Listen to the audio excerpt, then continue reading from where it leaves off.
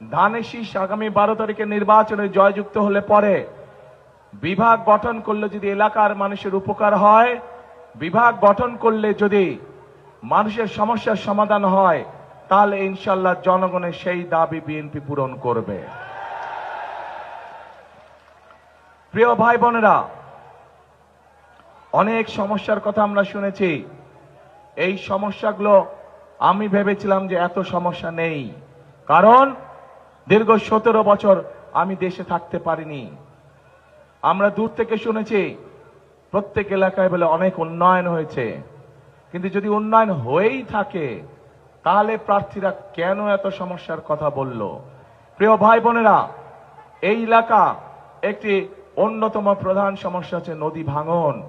আমরা পরিকল্পনা গ্রহণ করেছি যে নদী ভাঙন যেভাবে হোক আমাদেরকে এটার মধ্যে প্রতিরোধ গড়ে তুলতে হবে, যাতে করে এলাকার মানুষের জমি জমা আমরা রক্ষা করতে পারি।